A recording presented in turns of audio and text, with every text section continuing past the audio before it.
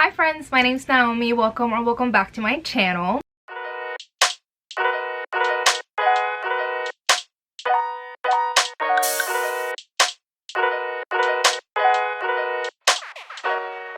So today, as you saw from the title, I'm going to be talking about the 10 books that I want to read in 2023. This year, my goal is to read at least 100 books. I did read, I think, 120 in 2022. So I just want to make it like feasible, 100 books, and out of those 100 books I want to make sure that I read these 10. So yeah, this video is super delayed. Usually, sorry about that. Usually these videos come out like early January, and for me it just didn't happen. I just hadn't had the time to film it and all of that. So out of these 10 books, I've already read 2 of them, so it's going pretty well. So I'm just going to get started, and I'm going to start off with the 2 books that I've already read from this list. And the first one that I have is actually the first book that I read in 2023, and that is 9 Liars by Maureen Johnson. I was really excited for this to come out. This was like a huge anticipated release for me. I think it came out like the first couple of weeks of January. I don't even remember. It might have come out in December, like late December. So this was the first book that I decided to pick up. And this is the 5th book in the Truly Devious series.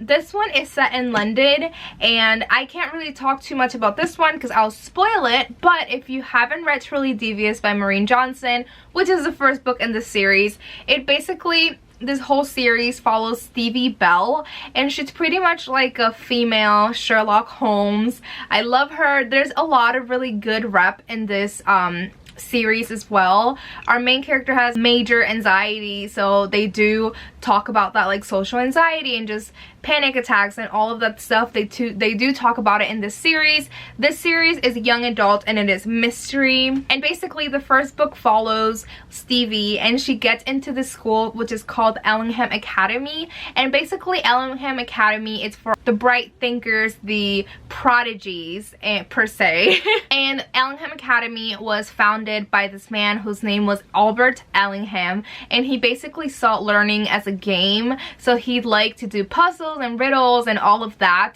And very early on, I think it might have been like 1940s when he founded the school, his wife and his daughter are kidnapped, and basically all that's left behind is like a riddle with the pseudonym Truly Devious. So basically Stevie Bell comes into the school many years later, and she's trying to solve this cold case. It's really cool. It's also like a boarding school aspect.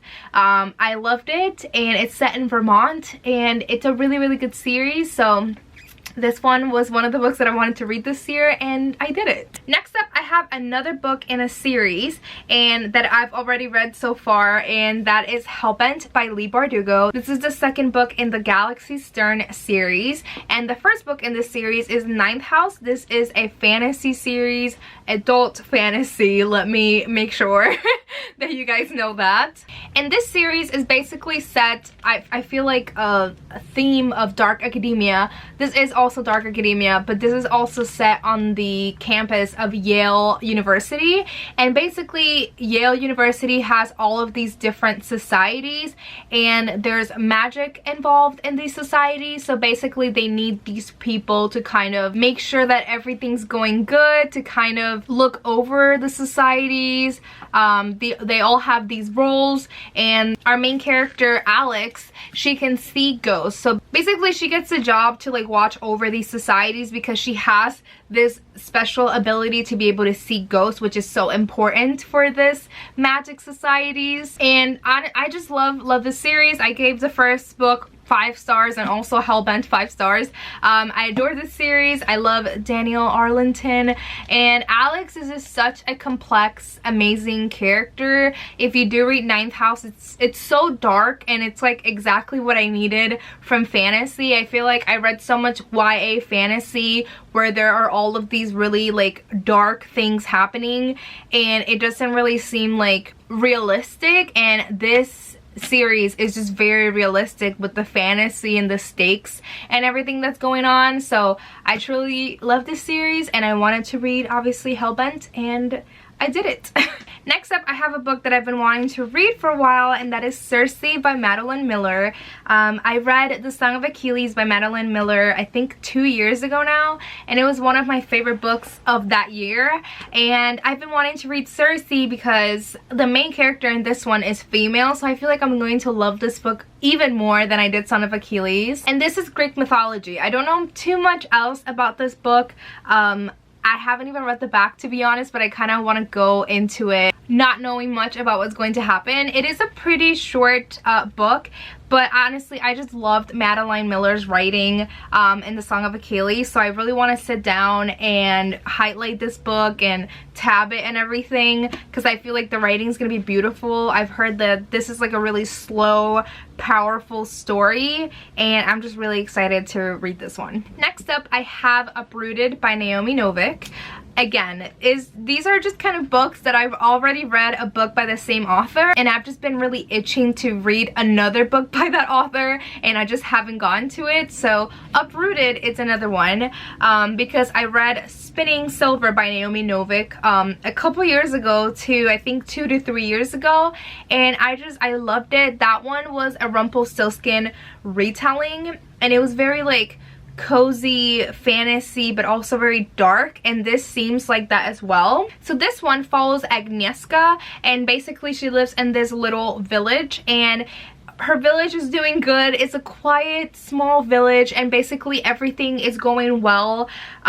But basically these people rely on this wizard called the Dragon in order to keep everything at bay, to keep everything cool in the village. But basically the wizard only asks for one thing, which is every 10 years he asks for one young woman to be handed to him, no questions asked. So I'm assuming those 10 years are coming up, and our main character Agnieszka is going to be the lady that kind of gets handed to this wizard, and we'll see what that entails. It seems very like folklore. It seems very Disney, like Beauty and the Beast. Like that is what Naomi Novik like gives to me, like with her books, fantasy books. It just seems very like classic fairy tale, very dark but also cozy in a way. So I'm really excited to read this soon during winter, because I feel like that's the perfect time to read this. Next up, I have Under the Whispering Door by TJ Klune. Again, I read another book by this author, which was The House in the Cerulean Sea, and I really loved it, and I've been really wanting to read something else by him. And them, I don't know if TJ Klune is, I don't know their gender, so I'm just gonna say them, sorry. But yes, I haven't read anything else by them, and I'm just really excited to read this one. I love The House in the Cerulean Sea. It was like so cozy and heartwarming but also sad, and this one seems like it's going to be really good. So basically this one follows Wallace, and basically he just kind of realizes that he is dead, and a reaper comes to collect him, and he's basically given like 1 week to cross over to the afterlife. And basically in these 7 days he decides to go out and basically do everything that he has wanted to do when he was alive. It sounds extremely sad, but I also know it's going to be really cute and warm and comforting, so I'm really excited to read this one this year. Next up, I have my most anticipated release, and that is Yours Truly by Abby Jimenez. I read Part of Your World by Abby Jimenez, and I completely adored it. That is one of my favorite romance books of all time, and obviously that means that whatever else Abby Jimenez writes, I'm going to be reading. So this is the book that I really want to read this year. This one seems like it's going to be like an enemies to lovers type story, and it looks like it's going to be also like a medical romance. So basically this one follows Brianna Ortiz, which Ortiz is my last name. But this one follows Brianna, and she is going through a divorce. Her brother is going through some stuff, and she's also really pining for this promotion at her work for, I don't even know what the promotion is. It doesn't really say what the promotion is, but they definitely talk about her being a doctor. So I don't know what the promotion is. But anyway, the promotion seems like it's going to like her nemesis, Dr. Jacob Maddox, and I'm assuming that is the love interest, who is a pain in her ass apparently, as I'm reading on this description. And yeah, basically it seems like it's going to be an enemies to lovers medical romance, and I'm totally here for it. I'm really excited for this one, and yeah. All right, the next book or books is actually kind of a category of books that I want to read this year. So this year, very thankfully, I am going to be traveling internationally for the first time ever, and I'm going to be going to London and Scotland. So in preparation for that trip, I do want to read some books that are set in London and Scotland. I'm going in September, so hopefully like sometime like in August or maybe July, August, I'm able to read some of these books. I'm going to be doing a whole different video where I'm going to talk about some books set in London and Scotland that I'm interested in reading. I do know that I'm obviously going to take with me at least 1 or 2 books on my trip. I'm only going for like a little bit over a week, so, and I know I'm not going to be doing a lot of reading, so I have like a very long list of books that are set in London and Scotland that I want to read before the trip. So I'm gonna make a whole separate video about that, but I did want to put on here that books set in London and Scotland are, it's one of the books that I want to read this year. I don't know which one it will be yet, but yeah, London and Scotland set books. Next up, I have a book that I feel like I've been telling myself that I'm gonna read for the past like 3 years, and that is the X Hex. And I don't even remember the author for this book, but every October ever since this book came out, I've been telling myself that I'm going to read it, and then October comes and I read everything else but the X Hex.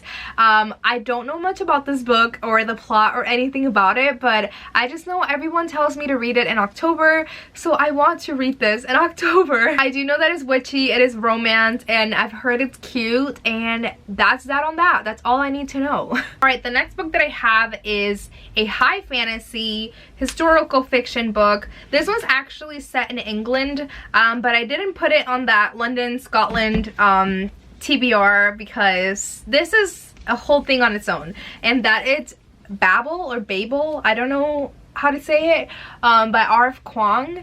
And this one is like a dark academia, it's set in England, historical fiction, high fantasy. She is a tome, and I am really scared because I've heard so many mixed things. I've heard some people love this book, some people do not like it. I don't know how to feel. I don't know much about the plot or anything. And the inside in here, it says, a historical fantasy epic that grapples with student revolutions, colonial resistance, and the use of language and translation as the dominating tool of the British Empire. Yeah, I'm super excited. I'm scared because I feel like I'm not smart enough for this book, but I need to stop thinking that way and just pick this up soon. But yeah, it's just been sitting on my TBR cart for the longest, and I'm going to try to make 2023 the year that I read this book. Alrighty, and the last book on my TBR is Girls Like Girls by Hayley Kiyoko. I am so excited for this book. I think this book is coming out in May or summer. I don't remember. I'll put the release date somewhere on the screen, but Hayley Kiyoko is one of my favorite artists. I think really early on in my booktube career, I did a video where I paired books with every song in her album. I'm blanking on her album name, but let's forget about that. And basically, Girls Like Girls is a song she wrote a while ago. It was like the one song that kind of got her like viral and really famous, and it's a wonderful song. And basically she wrote a book about that story. I'm really excited. I actually got to meet Hayley Kiyoko a couple years back. To this day, Hayley Kiyoko's concert, like, it's one of my favorite concerts that I've ever been to. I loved it. It was at the House of Blues. I got to meet her. I was first row. I knew every song. And obviously she sang Girls Like Girls, and it was a great time. So I'm really excited to read it. I haven't really read the description or anything because I've been following Hayley Kiyoko for so long that I feel like I know what the book is going to be like, just because I've listened to this song so much. And if you've ever like listened to the song or watched a music video, I feel like that's the vibes that this book is going to give. So I feel like I know so much already going into it that I haven't read the description of it, so I want it to be a surprise. But I'm really excited for this one. And yeah, alrighty, so those were all of the books, the 10 books that I want to read in 2023. I hope that y'all enjoyed, and I will see you next time. Bye!